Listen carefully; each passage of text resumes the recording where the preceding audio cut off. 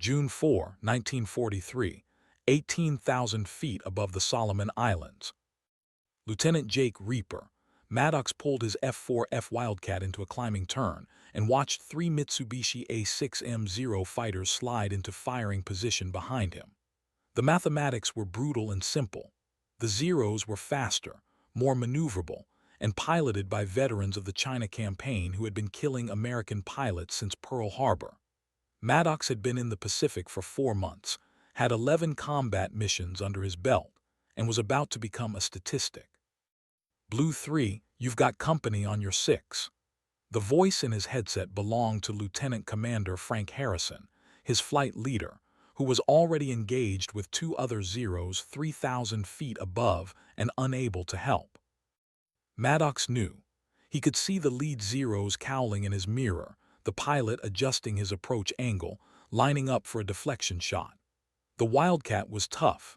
The Grumman Iron Works built aircraft that could absorb punishment and keep flying. But tough didn't matter when 20 cannon shells were about to shred your tail section. He broke hard left, pulling 4 GS, feeling the Wildcat shudder as it reached the edge of its performance envelope. The Zero followed effortlessly, its lighter wing loading and superior roll rate allowing it to match the turn and tight inside Maddox's radius. A 2-second burst from the Zero's guns stitched holes across the Wildcat's right wing. Maddox felt the aircraft vibrate as metal tore. He reversed, rolling right, diving to pick up speed. The Zero stayed with him. Of course it did. The Zero could out-turn, out-climb, and out-accelerate the Wildcat in every regime except one, the dive. The Wildcat was heavier, built like a tank, and could dive faster without control surfaces failing from aerodynamic stress. But diving just delayed the inevitable. Eventually you ran out of altitude, had to pull out, and the Zero would be waiting. Unless you didn't pull out. The thought arrived in Maddox's mind, fully formed, complete, absurd. What if you dove past the point where pulling out was survivable? What if you pushed the aircraft into a vertical dive so steep, so fast, that the Zero pilot, trained to respect structural limits, conditioned by doctrine and survival instinct, wouldn't follow? It was insane. Diving past recovery altitude was how pilots died.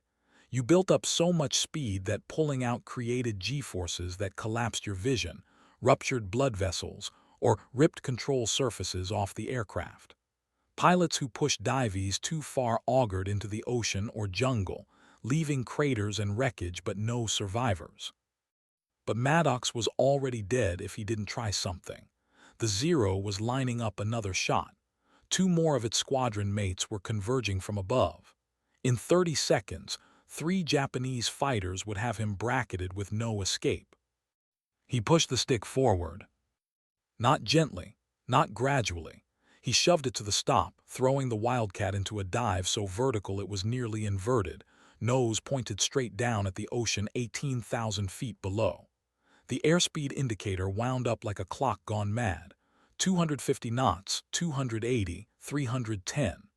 The aircraft began to vibrate. The engine screamed as the propeller over-revved, spinning faster than it was designed for. The control stick stiffened as air pressure built against the elevator surfaces. 340 knots. The airframe rattled like it was coming apart. Maddox's vision began to tunnel as blood drained toward his feet. He tightened his stomach muscles, grunting against the physiological effects of negative G-loading, trying to keep blood in his brain. He checked his mirror. The lead Zero had followed him into the dive, but hesitantly, nose angled down but not vertical, pilot instinctively pulling back from the edge of structural failure. The other 2 Zeros had broken off entirely, circling above, waiting for Maddox to either pull out or hit the water. 370 knots. The Wildcat was shaking so violently that instruments were blurring. Maddox could smell something burning, probably electrical insulation melting from vibration-induced friction. The altimeter was unwinding faster than his brain could process. 14,000 feet, 12,000, 10,000. At 8,000 feet, he saw the lead Zero pull out of the dive.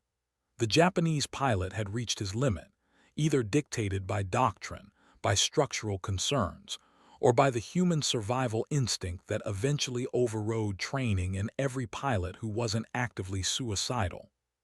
Maddox kept diving. 6,000 feet.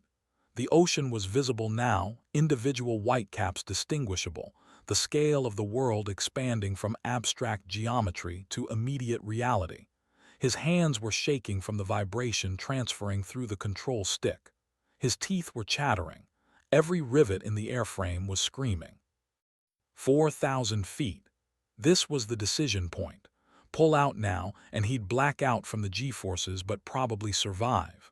Wait any longer, and the physics would kill him even if he executed the pull perfectly. Maddox eased the stick back. Not yanked, yanking at this speed would rip the wings off.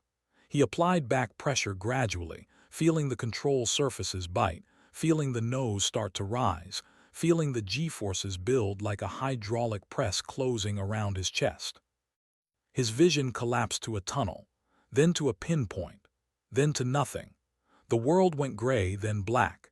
He was still conscious, technically, but blind, crushed under 7GS, every muscle in his body straining to keep blood flowing to his brain while physics tried to force it into his feet and hands. The Wildcat pulled out at 800 feet above the ocean. Maddox's vision returned slowly, colors bleeding back into a world that had turned monochrome. He was flying level. The airspeed had bled off to 180 knots. The aircraft was still intact. He looked up. The 3 Zeros were at 7,000 feet, circling, confused. They had expected him to either pull out earlier or die. He'd done neither. And now he was 2 miles away, low and fast, heading back toward Guadalcanal with damaged control surfaces but still flying. The Zeros didn't follow. They'd lost energy in their own dive and pull out. By the time they could descend and engage, Maddox would be over friendly territory where American fighters from Henderson Field could scramble to assist. He made it back to Guadalcanal at 14:45 hours, landing with hydraulic fluid leaking and 17 holes in the airframe. When he climbed out of the cockpit, his flight suit was soaked with sweat, and his hands were shaking so badly he couldn't unfasten his parachute harness. The crew chief had to help him. Lieutenant Commander Harrison found him in the debriefing room 30 minutes later. "What the hell did you do up there?" Harrison asked. "The Zeros reported you dove straight into the ocean. They marked you as a confirmed kill." "I didn't dive into the ocean. I dove past the point where they'd follow, then pulled out below their engagement floor." "You pulled out at what altitude?" 800 feet, maybe less. Harrison stared at him. "Jesus Christ, Jake, you blacked out, didn't you?" "For maybe 3 seconds. 3 seconds at that altitude, you should be dead." "I know." "Then why the hell did you do it?" Maddox looked at his hands. They'd stopped shaking, but his fingers were bruised where he'd gripped the stick during the pullout. "Because I was already dead if I didn't. The Zeros had me cold. Standard evasion wasn't working, so I tried something that wasn't standard." "You tried something suicidal." "Yes, sir, but it worked." Harrison sat down heavily. "Don't ever do that again." "With respect, sir, if I'm in the same situation again, I'm going to do exactly the same thing. Because it's the only reason I'm alive right now." That conversation reached the squadron intelligence officer within an hour. By evening, it had reached the group commander. By the next morning, it was being discussed in operations meetings across the South Pacific Theater, where American F-4F Wildcat squadrons were being systematically outfought by Japanese Zeros, and pilots were desperate for any tactical advantage, no matter how insane. Within a week, 3 other pilots tried Maddox's vertical dive maneuver. One succeeded. One pulled out too late and died when his aircraft hit the water at 300 knots. One pulled out too early and was shot down by the Zero he'd been trying to evade. The maneuver worked, but only if executed with suicidal precision. Too early, and you were still in the Zero's engagement envelope. too late, and physics killed you before the enemy could. The question wasn't whether the maneuver was effective. The question was whether it could be taught, standardized, and implemented without killing more pilots than it saved. That question landed on the desk of Commander Thomas "Hammer" Kellerman, the tactical doctrine officer for Fighter Command Pacific, on June 12, 1943. He read the combat reports, studied the telemetry data from Maddox's aircraft, and came to a conclusion that would change how American pilots fought in the Pacific. The maneuver was too dangerous to ignore and too effective to prohibit. Someone needed to figure out how to make it survivable. Chapter 2: The Physics of Desperation. The F-4F Wildcat was never supposed to fight Zeros in turning dogfights. It was designed as a fleet defense interceptor, a rugged, reliable aircraft that could absorb damage and keep flying, with enough firepower to shred enemy bombers. But the Pacific War had forced it into a role it wasn't optimized for: air superiority combat against fighters that could outturn and outclimb it in every measurable way. American pilots adapted through tactics. The Thatch Weave, developed by Lieutenant Commander John Thatch in early 1942, used coordinated defensive scissors maneuvers to create mutual support between wingmen. Boom and zoom tactics leveraged the Wildcat's superior dive speed to engage from altitude, fire, and disengage before Zeros could respond. Energy fighting doctrine emphasized maintaining speed and avoiding low-speed turning fights, where the Zero's maneuverability advantage became decisive. These tactics worked when pilots had altitude advantage, when they weren't outnumbered, when conditions favored the Wildcat's strengths. But combat didn't always offer favorable conditions. Pilots got separated from their wingmen. They got bounced from above. They ran out of altitude during engagements and found themselves in exactly the kind of low-speed turning fight where Zeros excelled. When that happened, most pilots died. Maddox's vertical dive was an attempt to solve an unsolvable problem: how to survive when every standard tactic had failed and the enemy had you in a killing position. Commander Kellerman understood this immediately. The maneuver wasn't elegant. It wasn't doctrine. It was desperation translated into aerodynamics. A pilot choosing a 5% chance of survival over a 0% chance, betting his life on the hope that his aircraft could withstand forces that would kill enemy fighters or enemy pilots who valued survival enough not to follow. The problem was repeatability. Maddox had succeeded through a combination of skill, luck, and perhaps a higher tolerance for physical punishment than most pilots possessed. But could the maneuver be standardized? Could pilots be trained to execute it reliably? Could the boundaries be defined, the altitude floors, the speed limits, the G-force tolerances, so that pilots knew when they were pushing into survivable desperation versus unsurvivable suicide? Kellerman needed data. He needed test pilots willing to push Wildcats to their structural and physiological limits under controlled conditions. And he needed someone who had actually survived the maneuver to explain how it worked beyond. I pushed the stick forward and prayed. On June 14, 1943, Lieutenant Jake Maddox received orders to report to Espiritu Santo, where Fighter Command Pacific maintained a test facility for evaluating combat tactics and aircraft modifications. He arrived 2 days later and found himself sitting across a desk from Commander Kellerman, who looked less like a pilot and more like an engineer: wire-rimmed glasses, thinning hair, a permanent expression of intense concentration. "Lieutenant, I've read your combat report from June 4th, Kellerman said without preamble. "You dove to 800 feet at speeds exceeding terminal velocity for the F-4F, pulled approximately 7 gs during recovery, blacked out mid-maneuver, and survived through what appears to be a combination of luck and unconscious muscle memory." "That's accurate, sir." "Do you understand why that maneuver should have killed you?" "Yes, sir. Excessive G-loading during pullout could cause structural failure, physiological incapacitation, or loss of control. I'm aware I was lucky." "Lucky?" Kellerman leaned back. "Lieutenant, I don't believe in luck in contexts where physics is deterministic.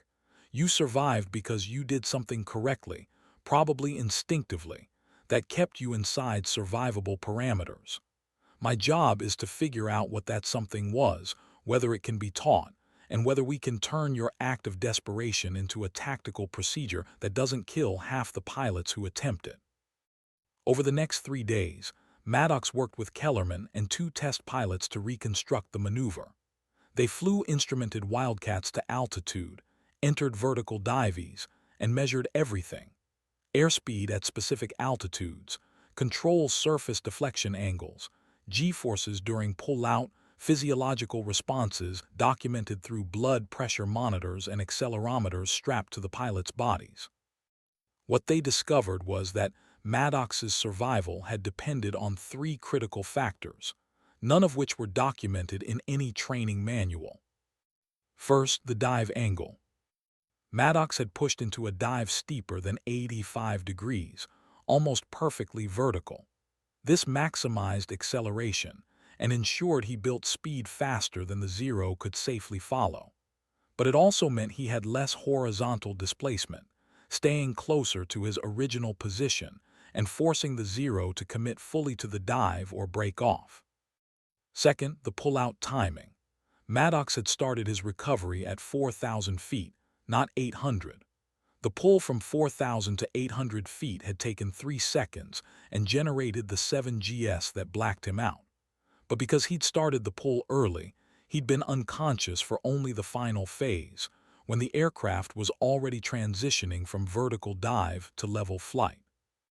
If he'd waited until 800 feet to start pulling, he would have needed to generate 12 GS instantaneously, a force that would have either torn the wings off or killed him through cerebral hypoxia. Third, the muscle tension technique. During the pull-out, Maddox had instinctively performed an anti-G straining maneuver, tightening his leg and abdominal muscles to prevent blood from pooling in his lower body. This had kept him conscious for the first 4 GS. When he blacked out at G7, his muscles had remained contracted through unconscious reflex, continuing to circulate blood even while his vision failed. Without that continued muscle tension, he would have stayed unconscious longer, possibly long enough to lose control. Kellerman documented everything. He created performance charts showing safe dive entry speeds at various altitudes. He calculated G-force curves for pullouts initiated at different points. He developed a physiological protocol for anti-G breathing and muscle tension that maximized blood flow to the brain during high-G maneuvers. Then he did something radical. He wrote a tactical doctrine document proposing that the vertical dive be taught as a standard emergency evasion maneuver, with specific parameters defining when it could be attempted and how it should be executed. He titled the document High-Speed Vertical Evasion Procedure for F-4F Aircraft in Terminal Defensive Situations, and submitted it through command channels on June 22, 1943. The response came back on June 25, DENIED. The reasoning was predictable. The maneuver was too dangerous. Training pilots to intentionally black out during combat operations violated safety protocols. The procedure couldn't be standardized because individual physiological tolerances varied too widely. And most damning, preliminary testing had resulted in 1 fatality when a test pilot misjudged his pull-out altitude. "They're calling it the death dive," Kellerman told Maddox on June 26. "Command believes teaching this maneuver will kill more pilots than it saves." "What do you believe?" Maddox asked. "I believe pilots are already dying because they don't have any option when Zeros get on their tail in a low-energy state. This maneuver gives them an option. A dangerous option, yes, but better than waiting to get shot down." Kellerman pushed his glasses up. "The problem is perception. Command sees this as encouraging reckless behavior. They don't see it as giving pilots a last-resort survival tool." So what happens now? Officially, nothing. The maneuver remains unauthorized. Pilots who attempt it do so at their own risk, and if they die, it'll be attributed to pilot error rather than tactical doctrine. Kellerman paused. Unofficially, I'm going to make sure every pilot in the South Pacific knows exactly how to execute this maneuver if they need it. Because command can deny authorization, but they can't stop pilots from sharing combat lessons. What Kellerman did next would become legendary in Pacific fighter squadrons, though his name would eventually be forgotten from the story. He couldn't officially teach the maneuver, but he could document it, distribute the documentation through informal channels, and ensure that pilots understood the parameters that separated survivable desperation from certain death. He called it tactical knowledge transfer, a euphemism for bypassing official doctrine when official doctrine was going to get people killed. And within 3 weeks, Jake Maddox's suicidal dive would transform from one pilot's act of desperation into a widely used technique that changed how American fighters survived against superior Japanese aircraft. But first, more pilots would have to die proving that the maneuver worked. Chapter 3: The Whispering Doctrine. Commander Kellerman couldn't teach the dive officially, but he could talk, and in the close quarters of Pacific Theater air bases, where pilots shared tents, ate in the same mess halls, and spent evenings swapping combat stories, talk spread faster than official doctrine ever could. The technique moved through informal channels first. Kellerman would corner a squadron operations officer during evening chow and mention, casually, that there were specific parameters for high-speed dive recovery that might be useful in emergencies. He'd sketch curves on napkins, altitude versus airspeed, G-forces versus pull-out timing. He'd emphasize the physiological protocols, the anti-G breathing, the muscle tension, the acceptance that you'd probably black out, but that unconsciousness didn't mean death if you'd started the pull-out correctly. Those conversations reached pilots. The pilots talked to other pilots. And by mid-July 1943, at least 40 pilots across 6 squadrons in the South Pacific had detailed knowledge of what was being quietly called the Maddox Maneuver, though Maddox himself hated the name. "It's not a maneuver," he told Kellerman during one of their evening discussions at Espiritu Santo. "Maneuvers are things you practice. This is something you do when you're about to die and have nothing left to lose." "That's exactly why it needs a name," Kellerman replied. "If pilots think of it as that crazy thing Maddox did, they won't take it seriously. But if it has a name, parameters, and documented success cases, it becomes a tool. Dangerous, yes, but a tool." The second documented success came on July 18, 1943. Lieutenant Raymond "Crash" Burke, flying out of Guadalcanal, found himself in the exact situation Maddox had faced. Low energy, 0 on his tail, no wingman support, and 30 seconds from getting shredded by cannon fire. Burke remembered the napkin sketches Kellerman had shown him. He remembered the numbers: vertical dive, 4,000-foot pull-out initiation, except the blackout. He shoved his stick forward. At 3,800 feet, he started his pull. At 7 gs, his vision collapsed. At 900 feet, he regained consciousness flying level with the 0 climbing away above him, its pilot unwilling to follow into what looked like a suicide dive. Burke's after-action report was clinical. Executed high-speed vertical evasion per informal tactical guidance. Maneuver successful. Aircraft sustained minor structural stress but remained controllable. Recommend further evaluation. The report went through official channels and was immediately classified as unauthorized tactical experimentation. But by then, Burke had already told every pilot in his squadron exactly how he'd survived, and those pilots told others. By August, the whisper network had spread across the theater.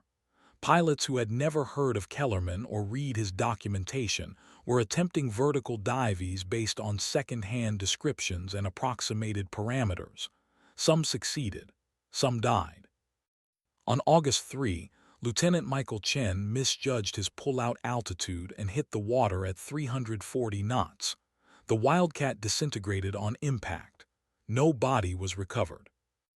On August 9, Lieutenant David Walsh executed a perfect dive but blacked out before starting his pull. He regained consciousness at 200 feet, too late to recover. The crash site was found 3 miles inland, the aircraft buried 30 feet into jungle soil. On August 15, Lieutenant Sarah Kemp, one of 3 female ferry pilots who had talked their way into combat evaluation roles, used the dive to escape 2 Zeros that had bounced her during a ferry mission. She pulled out at 1,200 feet, stayed conscious throughout, and made it back to base with a story that immediately became legend among the handful of women flying combat-adjacent missions in the Pacific. The casualty rate was brutal. Of the first 20 pilots who attempted the maneuver after Maddox, 14 survived. 6 died. A 70% survival rate sounded good until you realized it meant 3 out of 10 pilots who tried the dive didn't come home. But the alternative was worse. Analysis of combat losses showed that pilots in the specific tactical situation the dive addressed, low energy, enemy on tail, no support, had a survival rate below 15% using standard evasion. The dive, dangerous as it was, tripled their chances. Commander Kellerman presented this data in a second authorization request submitted on August 20, 1943. He titled it, Revised Assessment of High-Speed Vertical Evasion, Comparative Survival Analysis. The response came back on August 24, DENIED. The reasoning had evolved, but the conclusion remained the same. Command acknowledged the improved survival rate, but couldn't officially authorize a maneuver that killed 30% of pilots who attempted it. The legal liability, the training implications, and the moral hazard of teaching pilots to intentionally black out during combat operations remained insurmountable obstacles. What Command couldn't acknowledge, was that pilots were already using the maneuver whether it was authorized or not.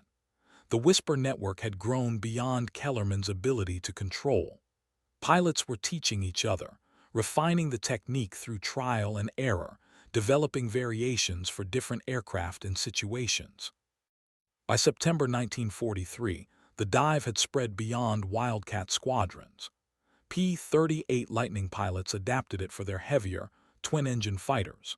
P-40 Warhawk pilots found they could execute shallower versions that still exceeded Zero following capability.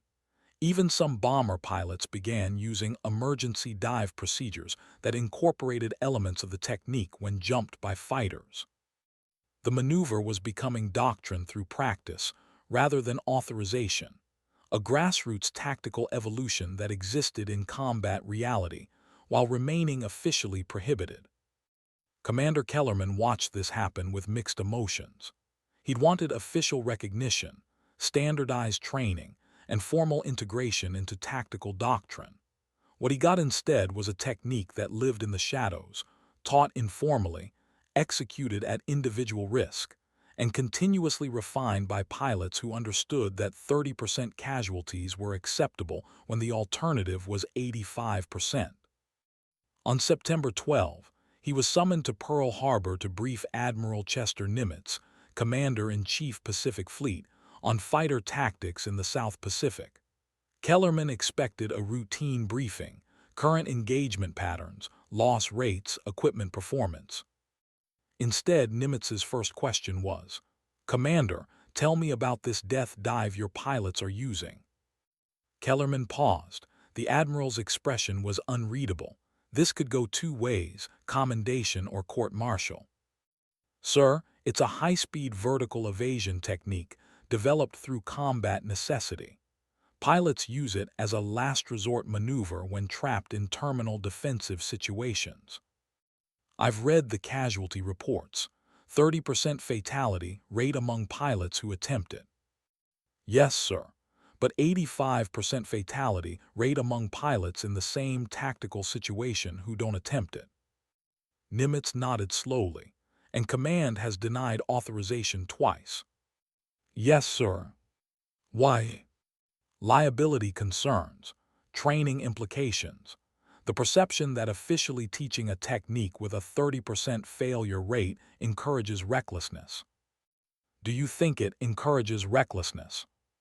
Kellerman chose his words carefully. Sir, I think pilots are already reckless when they're about to die. This technique gives them structure for their recklessness. Parameters, boundaries. It turns desperation into calculation. Nimitz stared at him for a long moment. Then he stood and walked to the window overlooking Pearl Harbor, where damaged battleships were still being repaired 18 months after the Japanese attack. Commander, I'm going to tell you something that stays in this room. Command denied your authorization requests because they're terrified of setting precedent. If we officially teach pilots to black out during combat, what's next? Do we teach them to fly damaged aircraft past structural limits? Do we teach them to ram enemy bombers if they run out of ammunition? He turned back. Those are legitimate concerns, but they're also concerns that prioritize institutional comfort over tactical reality. Sir, your dive technique is saving pilots, not all of them, but enough that we're seeing measurable improvements in survival rates for situations that were previously unsurvivable. Command doesn't want to authorize it, but I'm not going to stop it either. Nimitz returned to his desk. Continue your informal training, document everything, and if anyone asks, tell them Admiral Nimitz said to focus on winning the war, not on liability paperwork. Kellerman left Pearl Harbor with something he hadn't expected: implicit authorization from the theater commander to continue doing exactly what he'd been doing, just without official recognition. The Whisper network continued. The technique spread, and pilots kept diving past the point where physics said they should die, betting their lives on the calculation that their aircraft could handle forces that enemy pilots wouldn't dare follow into. By October 1943, the Maddox maneuver was being used across the Pacific theater, not officially, not doctrinally, but practically persistently. And with increasing success, as pilots refined the technique through hundreds of desperate experiments, conducted at altitudes where mistakes meant death. The system had denied authorization. The pilots had implemented it anyway. And somewhere between official prohibition and practical necessity, a new kind of doctrine was being written, one that existed in combat reports, whispered briefings, and the shared knowledge of pilots who understood that survival sometimes required doing things that doctrine said were impossible. Chapter 4: The Cost of Innovation. By November 1943, comprehensive data existed.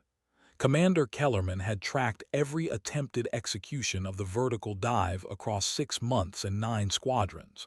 The statistics were precise, unforgiving, and impossible to ignore.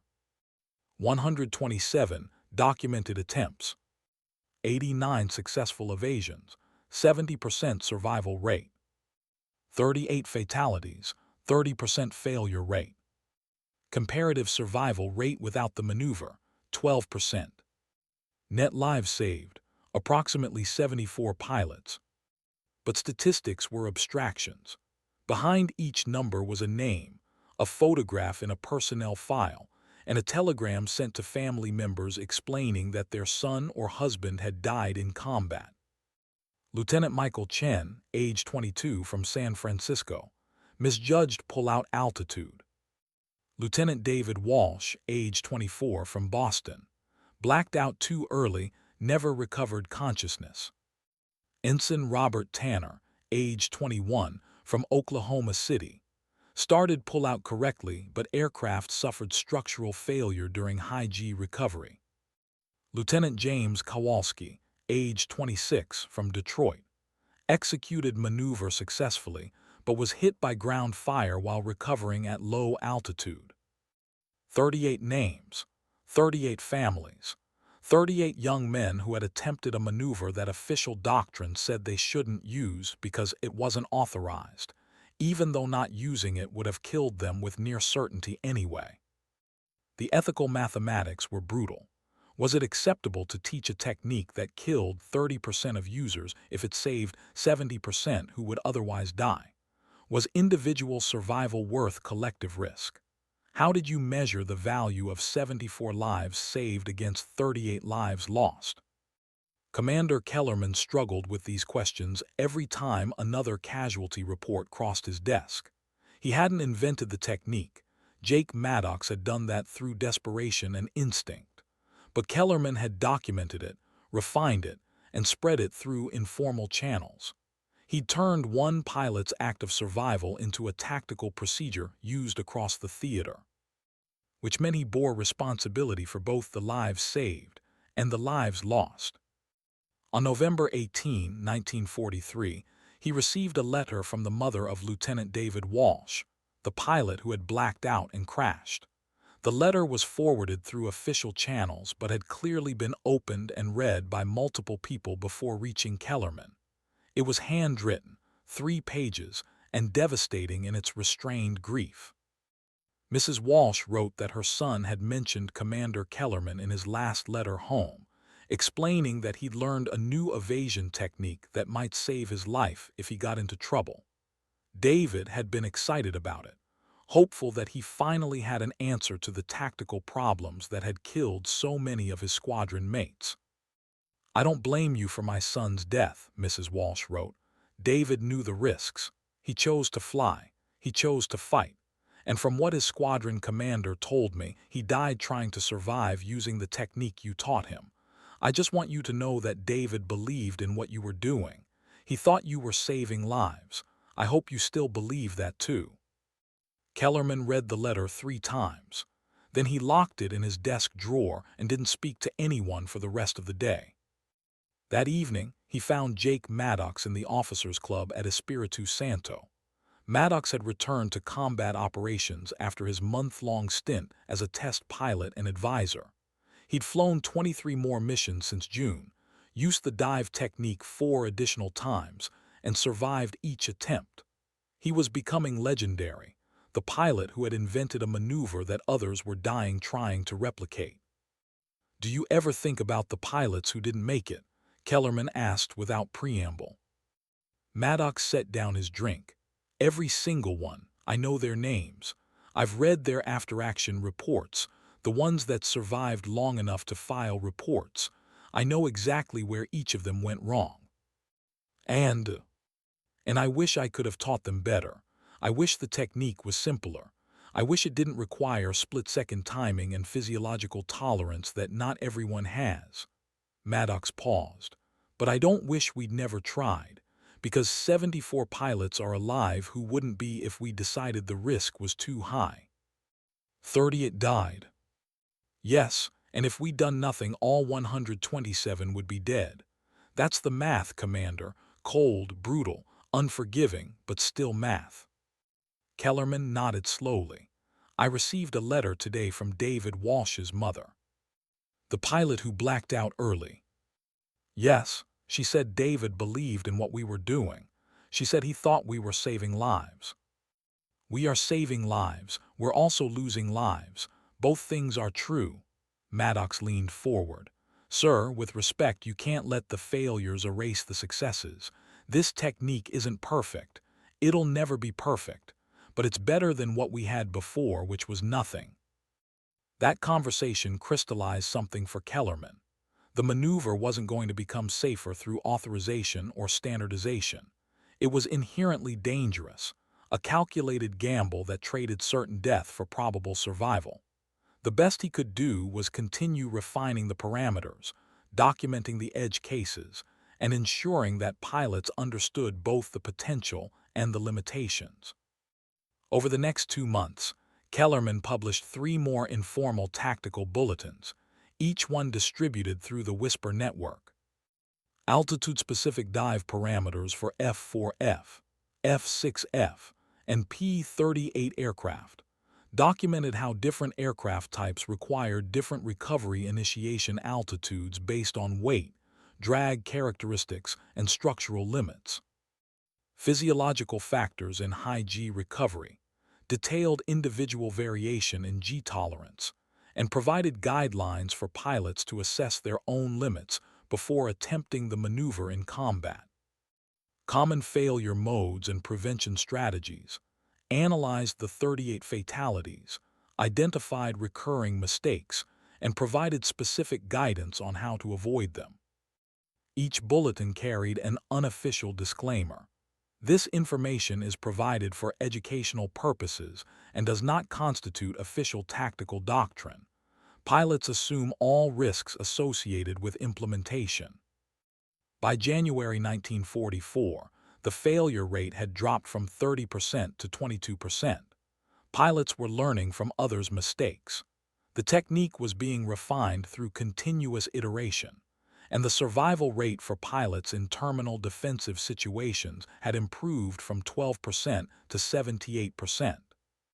Command still refused to officially authorize the maneuver, but by early 1944, tacit acceptance had replaced outright prohibition.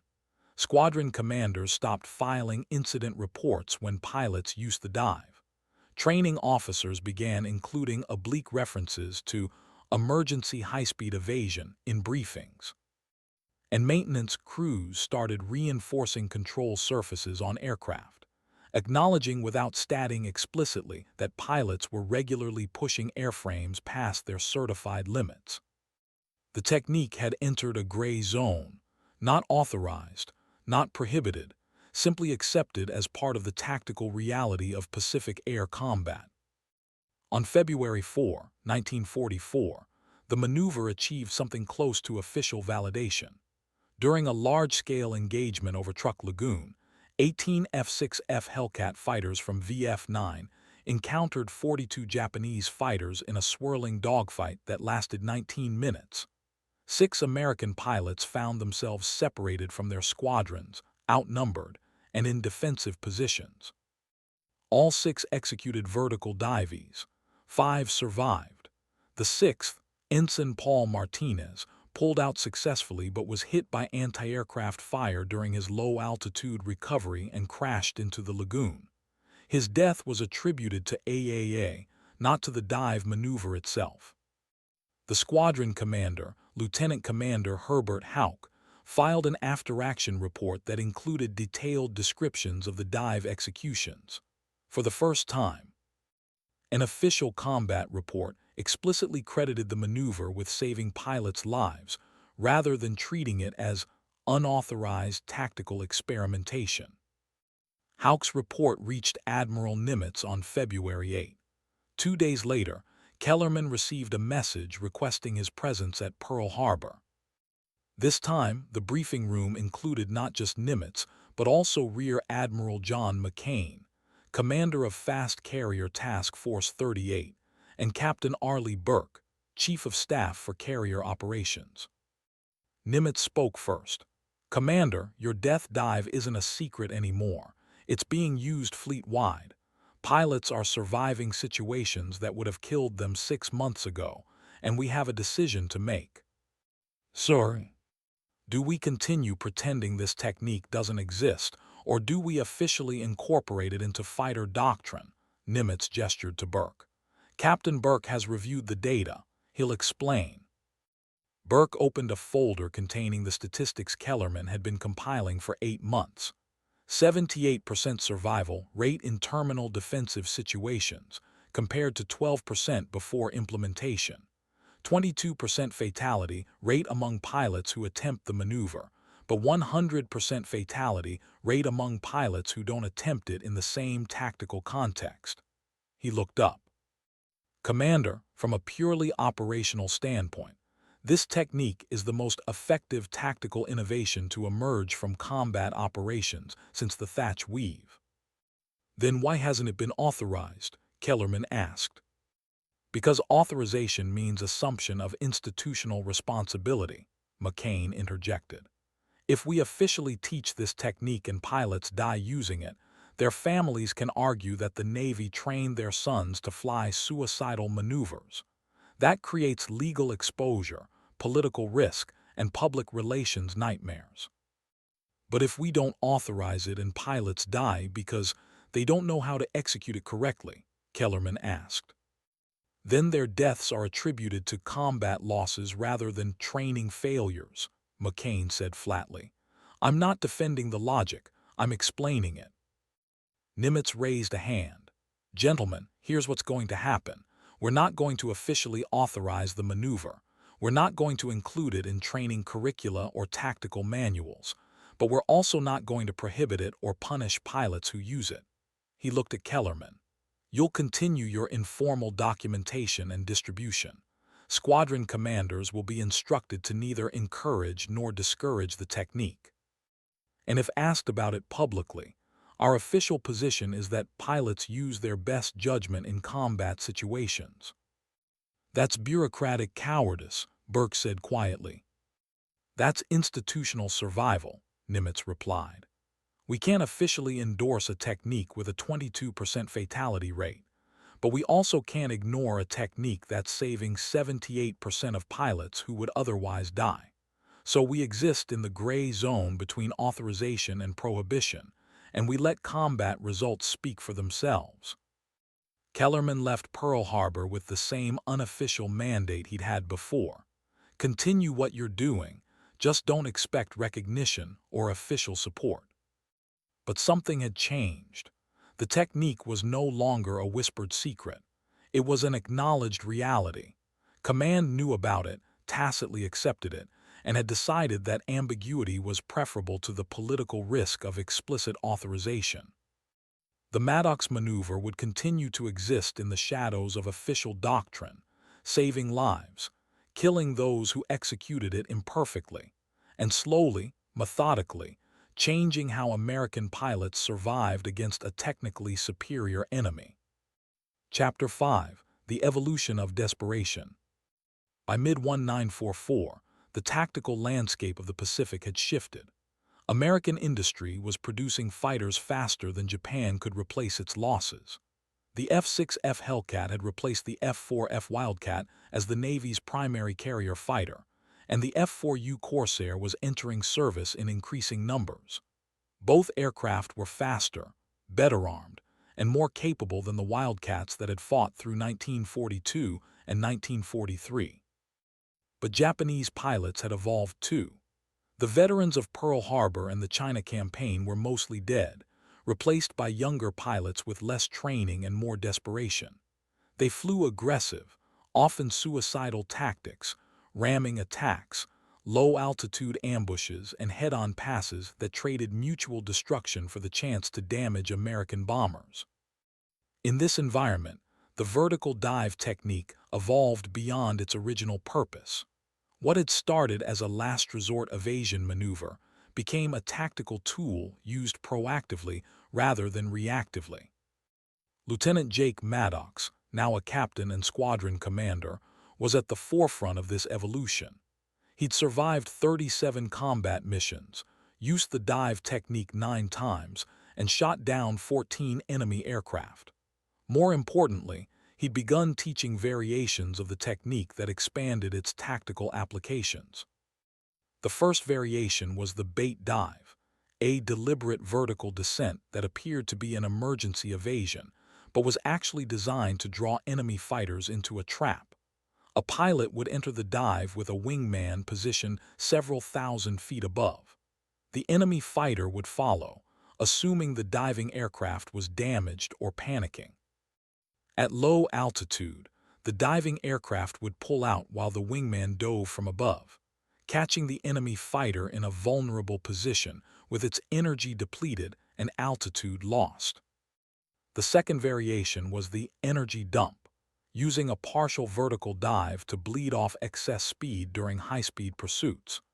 This allowed pilots to rapidly decelerate without losing position, matching the slower speeds of Japanese fighters and staying in weapons range during turning engagements.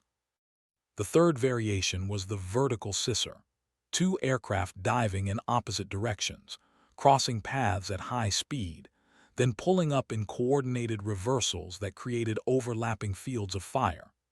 It was extraordinarily difficult to execute and required near-telepathic coordination between pilots, but when successful, it created a defensive bubble that was nearly impossible for enemy fighters to penetrate. None of these variations were officially documented. They existed as shared knowledge among pilots who had survived long enough to experiment, failed enough times to learn from mistakes, and succeeded enough times to refine the techniques into repeatable procedures. Commander Kellerman documented what he could. His informal tactical bulletins expanded to include these variations, though he was careful to emphasize that they were even more dangerous than the original dive and should only be attempted by experienced pilots with extensive practice. By August 1944, the dive technique and its variations had become so integrated into Pacific fighter tactics that new pilots arriving in theater received unofficial orientation briefings that included detailed explanations of the procedures. These briefings weren't part of official training. They happened during evening gatherings, in ready rooms between missions, and through mentorship relationships between veteran and new pilots. The technique had achieved a kind of institutional immortality despite never being officially authorized. It existed in practice, documented through combat reports and pilot debriefings, taught through informal networks, and continuously refined through the brutal trial and error of combat. But immortality came with a cost. Between November 1943 and August 1944, 247 additional pilots attempted the dive or its variations. 194 survived. 53 died. Each death reinforced command's reluctance to officially endorse the technique. Each survival reinforced pilots' determination to keep using it, and the gap between official doctrine and tactical reality continued to widen.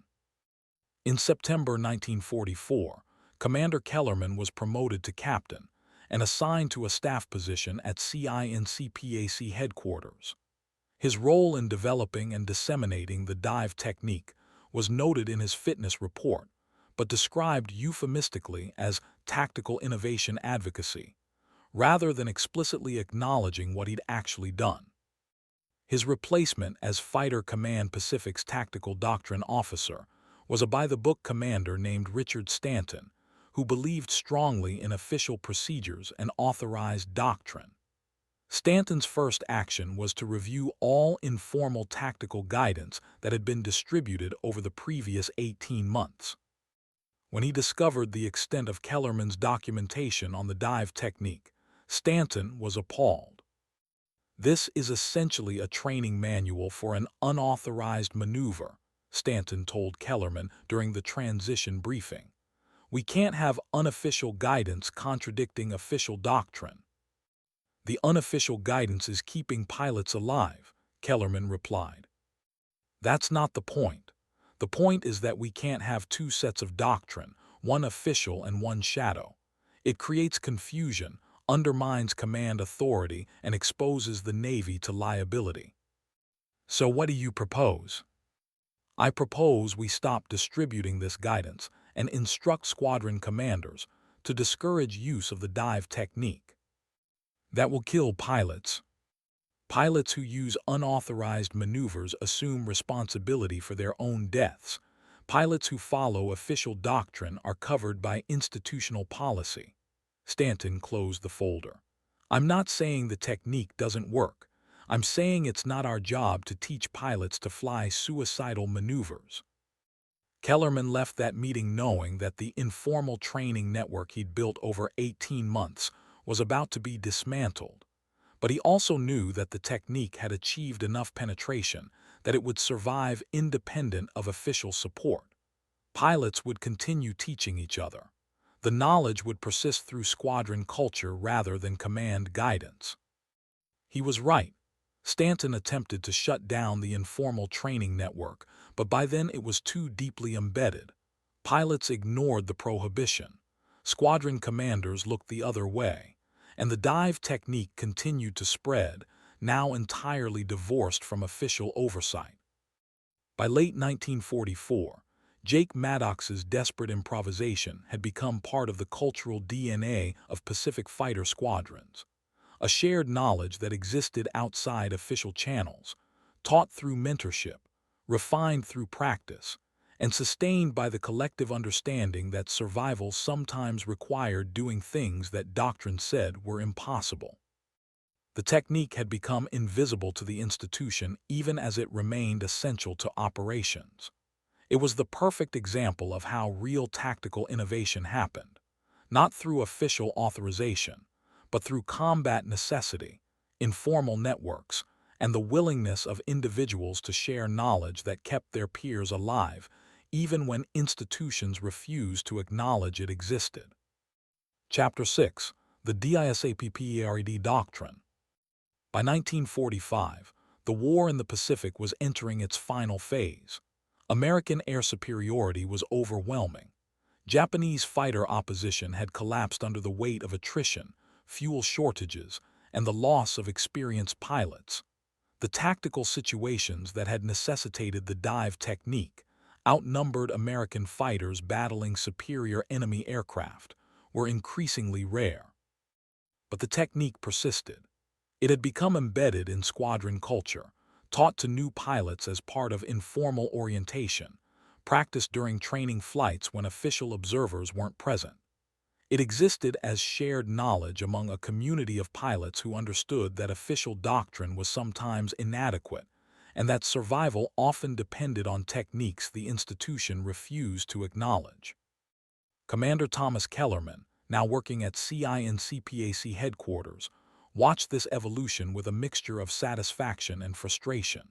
The technique worked. Pilots were alive because of it, but official histories of the war being compiled by Navy historians made no mention of the dive, credited no one with its development, and treated high-speed evasion as if it were a natural extension of standard fighter tactics rather than a specific innovation born from desperation. In March 1945, Kellerman received a visit from a Navy historian named Lieutenant Margaret Caldwell, who was compiling a comprehensive study of fighter tactics in the Pacific. She'd interviewed dozens of pilots, reviewed hundreds of combat reports, and noticed a recurring pattern. Pilots describing vertical dives that exceeded standard procedures, surviving situations that should have been fatal, and crediting an unofficial technique that wasn't documented anywhere in official training materials. "I can't find any record of how this technique was developed," Caldwell told Kellerman. "It appears spontaneously in combat reports starting in mid-1943, but there's no training documentation, no tactical memoranda, no official authorization. It's as if pilots just started doing it collectively without any coordination." "That's approximately what happened," Kellerman replied. "But someone must have figured it out first. Someone must have documented it, taught others, refined it into a teachable procedure." Kellerman hesitated. Officially acknowledging his role would require admitting that he'd spent 18 months developing and disseminating unauthorized tactical guidance. That admission could have consequences, not for him at this point in his career, but for the institutional principle that official authorization preceded implementation. Lieutenant Maddox, now Captain Maddox, was the first pilot to successfully execute the maneuver, Kellerman said carefully. He did it through improvisation during combat on June 4, 1943. After that, the technique spread through informal pilot networks. And no one attempted to standardize it, no one wrote it down. I'm sure people wrote it down, but if they did, it wasn't through official channels. Caldwell studied him. "Commander, I've read enough combat reports to know that tactical innovations don't just spontaneously emerge and spread across hundreds of pilots without someone coordinating that spread. Someone documented this technique. Someone taught it. Someone turned one pilot's desperate improvisation into a fleet-wide tactical procedure. Was that you?" Kellerman met her gaze. "If I answer that question, you'll have to decide whether to include it in your official history. And if you include it, you'll be documenting that an unauthorized tactical procedure was deliberately disseminated by a member of fighter command staff. That creates problems for everyone involved." "So you did do it." "I'm not confirming or denying anything. I'm simply nodding that some questions are better left unanswered if you want your history to be publishable." Caldwell closed her notebook. For what it's worth, Commander, whoever did this, whether it was you or someone else, saved a lot of lives. That should matter more than authorization protocols. Should but doesn't. Caldwell's history was published in 1946 as Fighter Tactics in the Pacific Theater, 1940-21945. It included a section on high-speed evasion techniques that acknowledged the dive existed and had been widely used, but attributed its development to collective tactical evolution among combat pilots, rather than to any specific individual or coordinated effort. Jake Maddox was mentioned once, in a footnote, as the first documented pilot to successfully execute a high-speed vertical evasion on June 4, 1943. Commander Kellerman was not mentioned at all. The technique itself was described in technical but vague terms. Pilots developed emergency evasion procedures involving vertical dives to altitudes below enemy engagement floors, accepting temporary loss of consciousness during high-G recovery as an acceptable risk compared to certain destruction from enemy fire. It was accurate, it was sanitized, and it completely erased the human story of how the technique had actually been developed, tested, refined, and disseminated despite institutional resistance. Jake Maddox survived the war. He flew 63 combat missions, shot down 19 enemy aircraft, and used the dive technique 14 times. He returned to the United States in September 1945, was promoted to major, and remained in the Navy until 1962 when he retired as a captain. He never spoke publicly about the dive technique. When asked about it in interviews conducted by military historians in the 1960s, he would say only that pilots did what they had to do to survive, and that desperate situations required desperate measures. His Navy Cross citation, awarded for actions during the June 4, 1943 engagement, made no mention of the dive.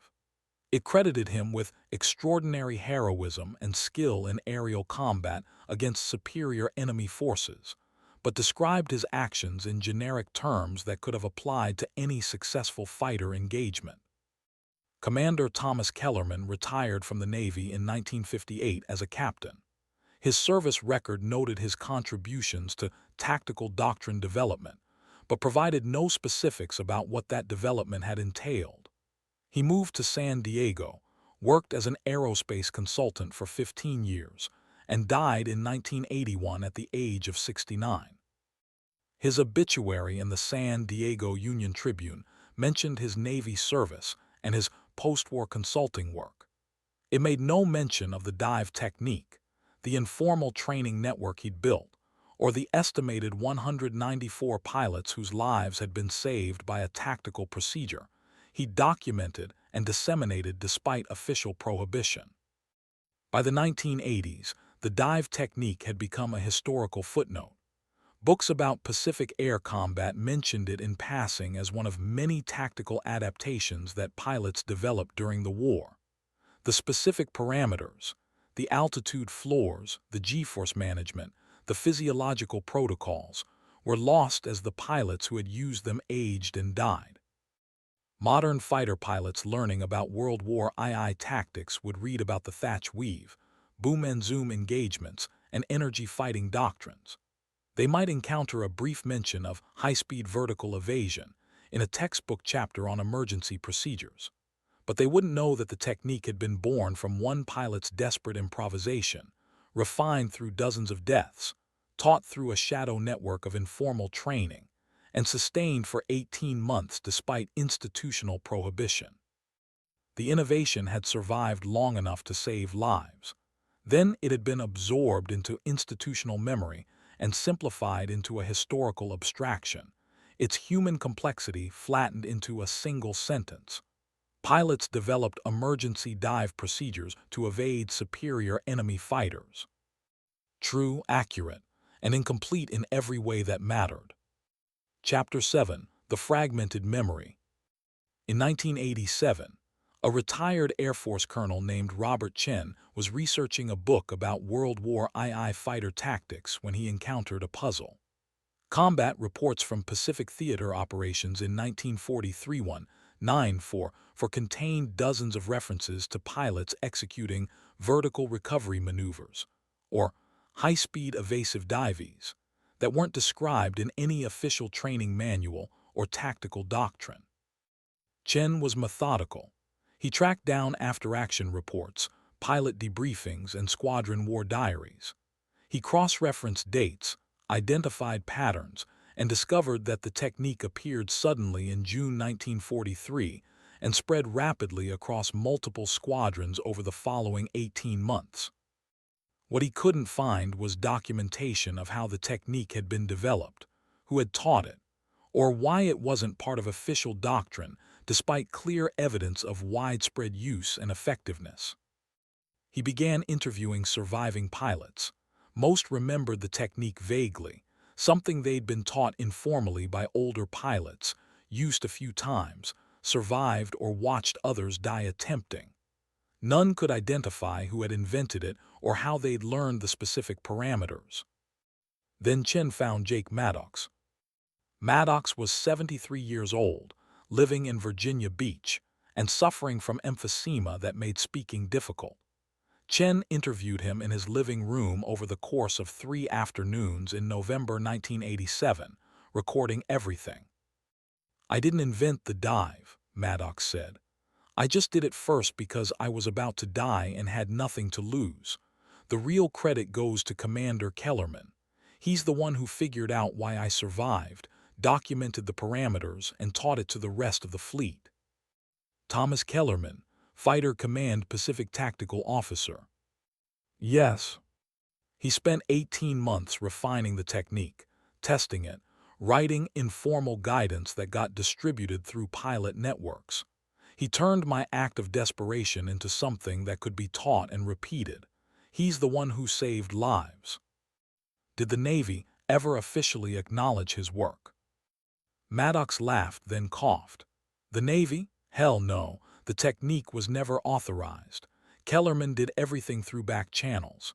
He got pilots trained without official sanction because he knew waiting for authorization would kill people. The Navy took the results, the improved survival rates, and ignored how they were achieved. Did Kellerman receive any recognition? Not that I know of. He retired quietly, moved to California, and as far as I know, never talked about it publicly. Chen tried to locate Kellerman. He discovered that the commander had died 6 years earlier. His widow had passed away in 1984. His 2 children lived in different states and had minimal knowledge of their father's wartime service. Chen did find Kellerman's service record, archived at the National Personnel Records Center. The record listed his assignments, promotions, and awards. There was a commendation for tactical doctrine development dated 1944, but no specifics about what that development had entailed. Chen also found something else, a box of papers that Kellerman's daughter had donated to the National Naval Aviation Museum in 1982. The box contained personal documents, photographs, and buried at the bottom, a folder labeled Tactical Guidance, Unofficial, 1943-1944. Inside were Kellerman's original bulletins, the dive parameters, the physiological protocols, the failure mode analyses. Handwritten notes covered the margins, documenting refinements based on combat reports and pilot feedback. It was a complete record of how an unauthorized tactical procedure had been developed, tested, and disseminated across the Pacific Fleet. Chen included this material in his book, Shadow Doctrine, Unauthorized Tactical Innovations in the Pacific War, published in 1989. Chapter 4 was titled The Maddox Maneuver, How Desperation Became Doctrine. The chapter documented everything: Maddox's initial improvisation, Kellerman's systematic development of the technique, the informal training network, the casualty rates, the institutional resistance, and the eventual absorption of the technique into tactical culture without official acknowledgement. The book sold 4,200 copies, mostly to military historians and aviation enthusiasts. It was reviewed in 2 academic journals and 1 military history magazine. It did not become a bestseller.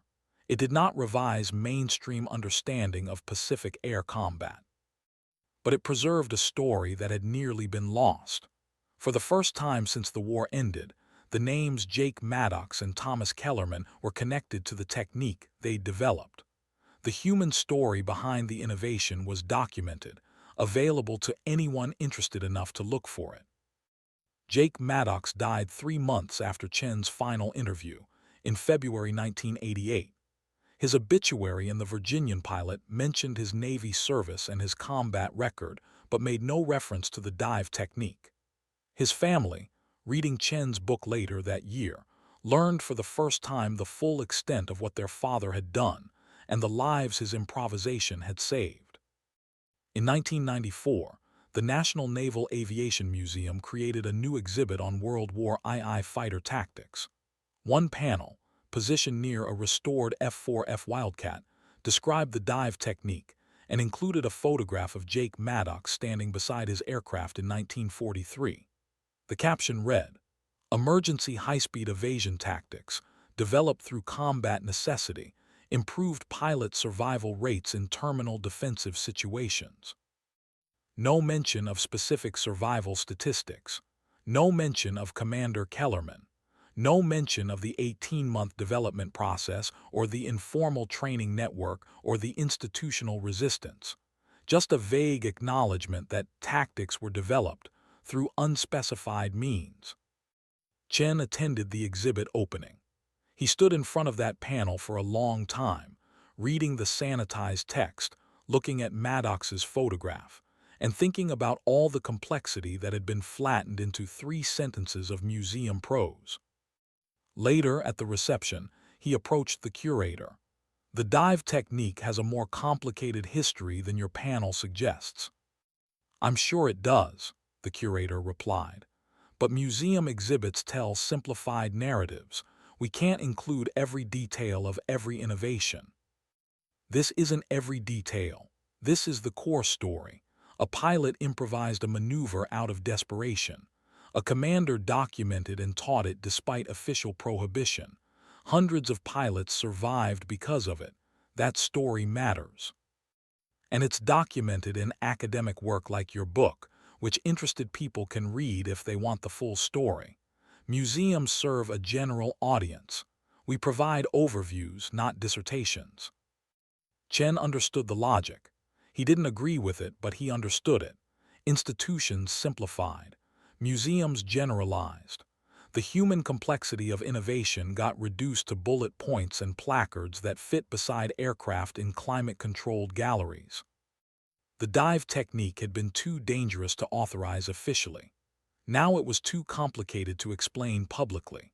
And so it existed in a kind of historical limbo, acknowledged but not detailed, remembered but not honored, preserved in fragments scattered across archives and interviews, and one historian's book that fewer than 5,000 people had read.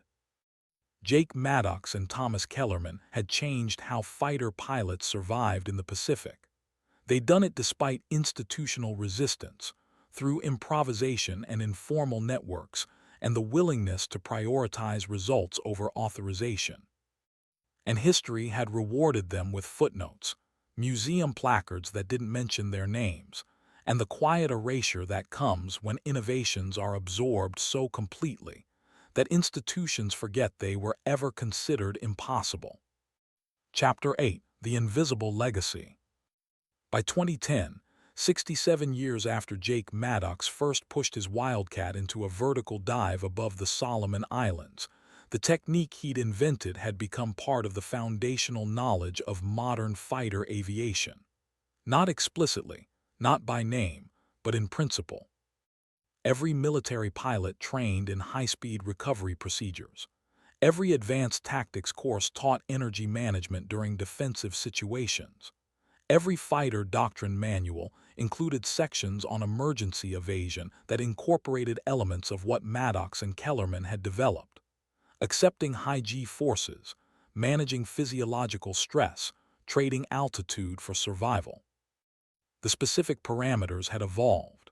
Modern fighters could handle forces that would have torn apart a wildcat. Pilots wore G-suits that prevented blood pooling. Training simulations allowed practice without lethal risk. But the core insight remained. Sometimes survival required pushing past safe limits into the realm where physics and physiology intersected at the edge of human capability. In 2012, Dr. Patricia Harmon, an aerospace historian at the Naval Postgraduate School, was researching the development of modern fighter tactics. She traced current emergency evasion doctrines backward through decades of tactical evolution and discovered that many procedures could be traced to informal innovations from World War II that had never been officially documented or authorized. The Maddox maneuver was one of them. Harmon found Chen's 1989 book, tracked down Kellerman's archive papers, and interviewed the few surviving pilots who had known Maddox personally. She discovered that the technique had influenced not just World War II tactics, but also Korean War jet fighter procedures, Vietnam-era energy fighting doctrine, and modern aircraft design philosophies that prioritized structural strength and G-tolerance. The dive wasn't just a wartime improvisation, Harmon wrote in her 2014 paper, Unauthorized Innovation and Tactical Evolution. It was a proof of concept that shaped how we think about fighter survivability.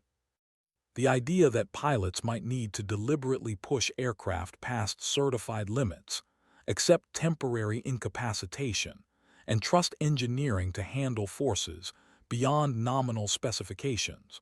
All of that traces back to Maddox's improvisation and Kellerman's documentation. The paper was published in the Journal of Military History and read by approximately 800 people. It won no awards. It generated minimal discussion. But it did something important. It connected the past to the present, showing how an unauthorized World War II maneuver had influenced 70 years of fighter development. In 2018, Jake Maddox's grandson, a Marine Corps captain named Eric Maddox, was going through flight training at NAS Pensacola when he encountered a training module on high-G recovery procedures. The module described physiological management techniques, structural limits, and emergency evasion parameters. Something about the content felt familiar. Eric remembered stories his grandfather had told before he died, vague mentions of doing crazy things in the Pacific, references to dives that shouldn't have worked but did. Eric researched. He found Chen's book.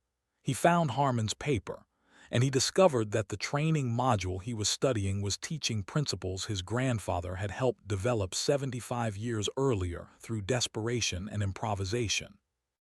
Eric wrote an article for the Marine Corps Gazette titled Legacy of Desperation: How WWII Pilots Shaped Modern Fighter Doctrine. The article documented the connection between the Maddox maneuver and current training procedures, argued that unauthorized innovation had been essential to wartime survival, and suggested that modern military institutions needed to better balance authorization protocols with tactical necessity.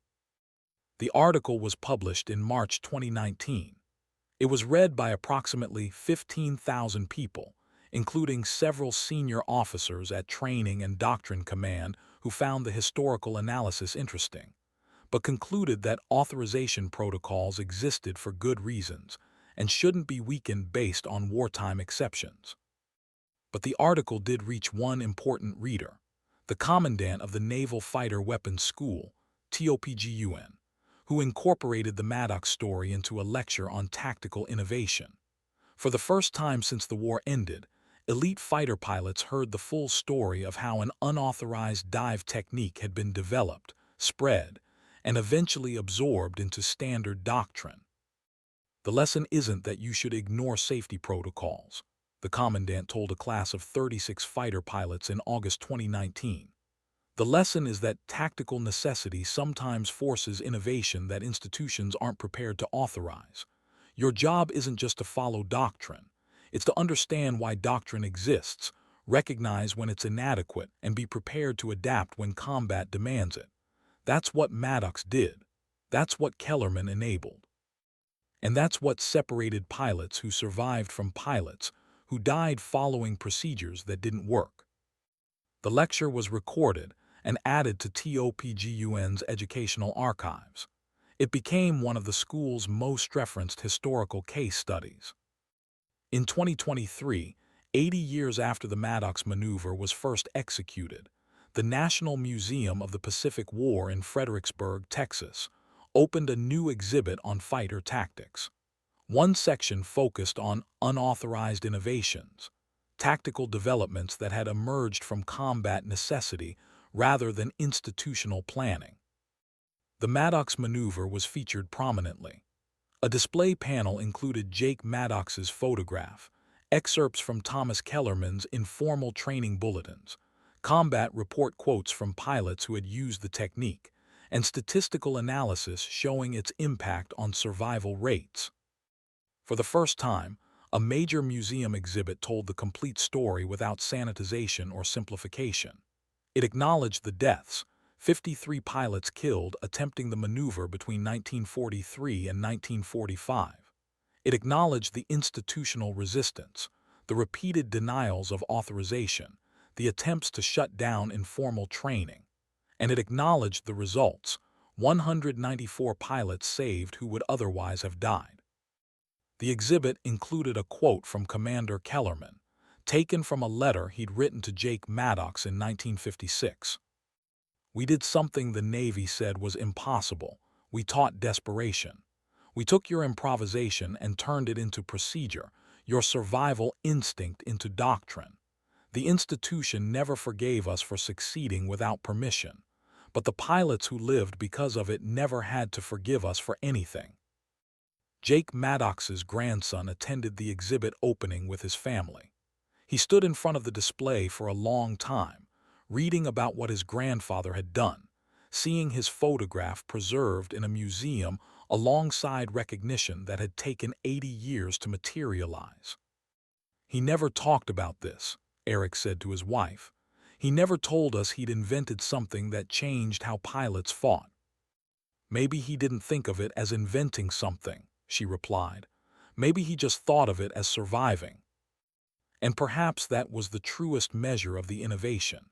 It hadn't been designed to be remembered or celebrated. It had been designed to keep pilots alive when official doctrine offered no solution. It had succeeded at that. The recognition had taken 8 decades, but the technique itself had never needed validation. It had proven itself every time a pilot dove past the point of safety and pulled out alive on the other side. The invisible legacy wasn't in the museums or the history books or the training modules that incorporated its principles. The invisible legacy was in the absence, the pilots who didn't die, the aircraft that returned to base, the families who didn't receive telegrams saying their sons had been lost in combat. Jake Maddox had pushed his stick forward when death was certain and pulled it back when survival seemed impossible. Thomas Kellerman had turned that act into knowledge that spread through whispered training and informal bulletins. And for 80 years, that knowledge had persisted, sometimes remembered, often forgotten, occasionally honored, but always present in the foundational truth that tactical innovation came from necessity, not authorization, and that survival sometimes required doing exactly what institutions said couldn't be done. The sky remembered, even when humans forgot. And now, finally, humans were beginning to remember too.